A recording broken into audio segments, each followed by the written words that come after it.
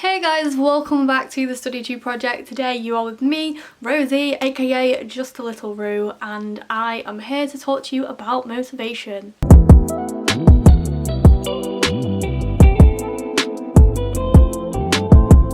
I know we have recently had a video on motivation from Ali, and that's fine. Everyone has different tips for motivation, so why not share our own personal tips? I had also already planned this video and I wanted to say it still. These tips were all devised during my time at the University of Oxford. We needed a lot of motivation to push through that and also to get there in the first place. It required a lot of motivation to keep up a standard of work and to keep doing all these extracurriculars. And trust me, there's no secret to it. There's just certain things that you can do to keep yourself motivated on certain days. Other days are going to be bad days. Nobody is perfect at all times, or even at all. But there are some ways that can help, and hopefully these tips can help you too. I haven't worn lipstick in half a year. Maybe more, so if I just pout occasionally, I apologise, that is why. I'm not used to it, and I keep seeing myself in the viewfinder and thinking, whoa, who is that?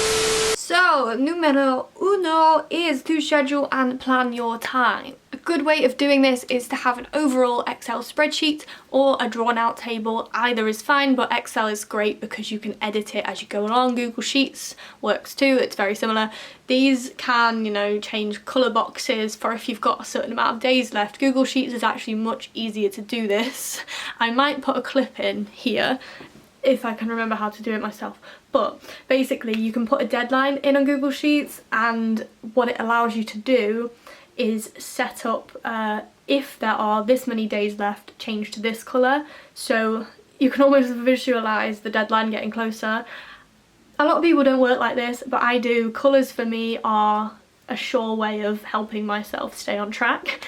And if you are on track like this, it is much more motivating because you have a picture at least of the next kind of week, the next 2 weeks, just to visualise and actually have in front of you everything that it is you need to do. I always find that one of my key dampeners of motivation is not really having a written out plan or idea of what it is that I have to do that week, which is why I always try my best to do a weekly timetable for myself.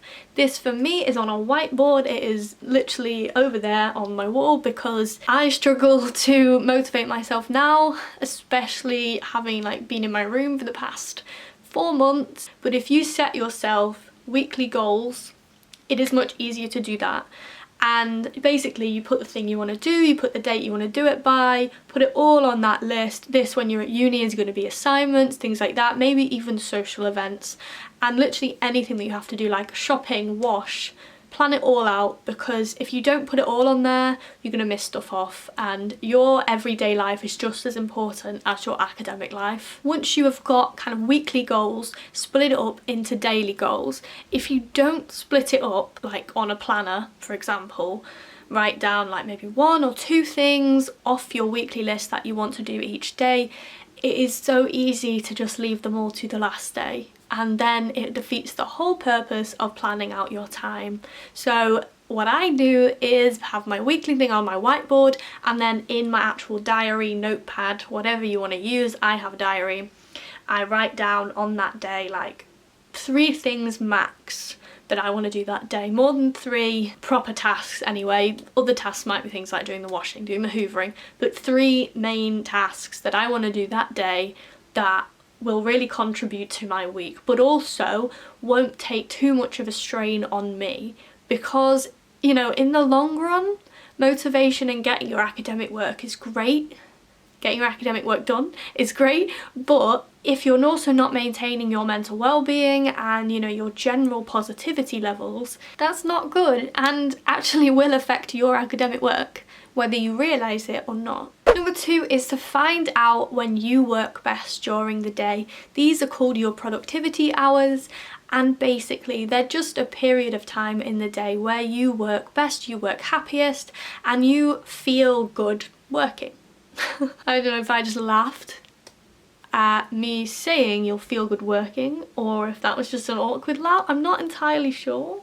For me, I work best in the morning, which is really unfortunate considering I hate getting out of bed, but you've just got to do it. And one way of just doing this is to put your phone on the other side of the room, either to charge or just while you're sleeping, put it on the other side of the room. This means you go to bed, you don't scroll through TikTok for 3 hours, and you then wake up in the morning, you get out of bed. You have to get out of bed in order to turn your alarm off. If you somehow still manage to sleep through your alarm, then your neighbours are not going to like you. And actually, yeah, that's quite impressive. Once you're up, take like half an hour for yourself. Don't go straight into it. I don't think anyone is completely ready to work when they first wake up. Take that time to go to the toilet, brush your teeth, have some food, read a bit of a book if that's what you like to do. Don't start straight away. Give yourself half an hour to breathe and to just exist and wake up, then get into it. If the morning is not your work time, then you know that is so fair, but work out when it is. And I would just say that after 8 p.m, 9 p.m, you want to be starting to wind down, otherwise you're going to really struggle to get to sleep. Good way of doing this is to actually have a debrief in the evening with friends. So meet up in your little bubble. This would be people who live next door to you, not like go out and meet them. Sit like in their room or sit in your kitchen with them, chat about what you've done that day, have a laugh, have a hot chocolate, don't have coffee. That defeats the whole point. Have some snacks if you want to, but basically just wind down and don't think about your subject. Like, that is your time to get ready to sleep and to cool off your brain. It will really help you the next morning when you actually come to start work again. Number 3 is to change positions or location during your day while you're working. Anyone who sits in one spot, either one spot in the library or one spot in your room, which is more me because I think I'm more of an at-home worker, and to be honest, in the current climate, at-home working is going to be much more normal, I would assume. So changing where you're sat is going to really help keep up motivation, whether that is sitting at your desk for a bit or whatever you use instead of a desk if you don't have one. On that note, anything with like a flat surface is a good idea. I'd avoid sitting upright in your bed for long periods of time because that can affect your back. But if you want to change positions, say every half an hour to an hour, sit at your desk, maybe sit on your bed and then lie down on your bed but not in it. No nap time here, friends. And then maybe sit on the floor like by a radiator or something until your bum goes numb. Whatever you want to do, but changing positions almost tricks your brain into thinking that you haven't been doing work that long because you're in a different place, because it like associates where you're sat with working. I would personally of course take breaks in between these sessions because no long session without any breaks is healthy, and I highly doubt as much of it will go in as you think if you're not taking proper breaks. A good technique for this is the Pomodoro technique. I never used it until this year, but I do find that if you are doing the 25-minute bursts with a 5-minute break, as is in the Pomodoro, your brain works really hard for that kind of 20 minutes.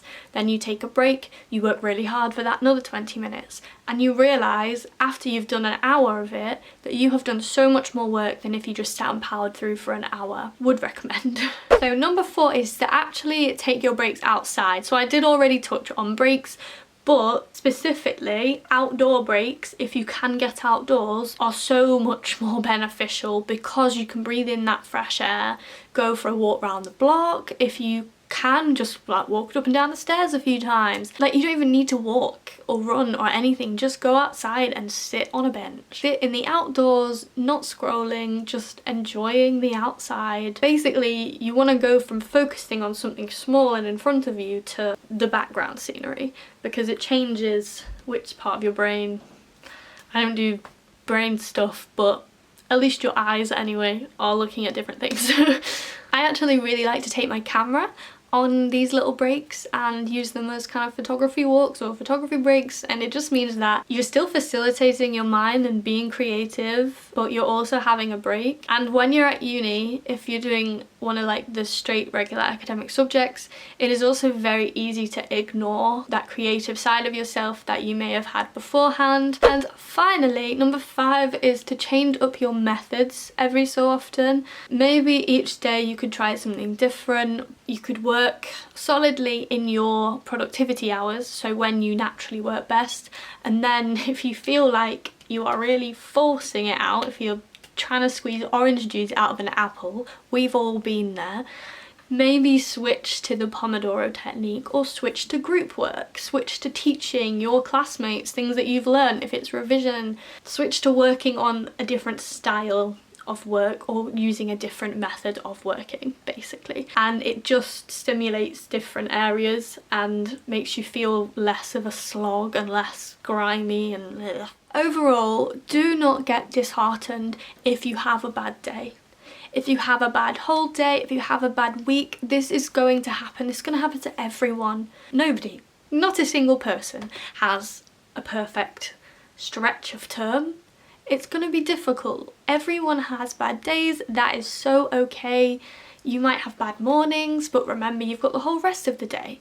If, for example, you don't manage to wake up for your early alarm, that's fine. Just take the half an hour to yourself again. Don't rush into it. Treat it as if that's the normal start of your day and just go along with it. Just move your time. You know, you've got a session in the morning, afternoon and the evening. Just switch things around. Don't beat yourself up about it. It is okay. You are not going to be motivated at all times. You're not going to be productive at all times, and I don't think you should be, to be honest. Productivity is such a toxic thing. It's not a necessary thing to have as your like goal at all times. Not everything you do has to have an outcome or has to add up to your degree. You need to take some time to actually facilitate your happiness. And if that is sitting and watching Netflix, great. If that is going for a walk, great. If that is going to the gym, great. If that is having a FaceTime, perfect, you know? All of these things are fine. I just would say schedule them into your week. So do you know when I said put it in your diary? Put that in as well. So you know you've got something to look forward to, and you've actually got a schedule of times where you are specifically doing things for yourself. It will make you much happier in the long run. Thank you for watching this video. I really hope it helped, and I hope it will help if any of you are starting university, in particular in September. I know I'm going to need these tips for when I start because I've had a whole year out of studying, so it's going to be probably a bit of a shock to the system. If you want to follow me, my YouTube is Rosie Crawford and my Insta is Just a Little Roo, so make sure you do so. And we will see you in tomorrow's video for the StudyTube project. Bye!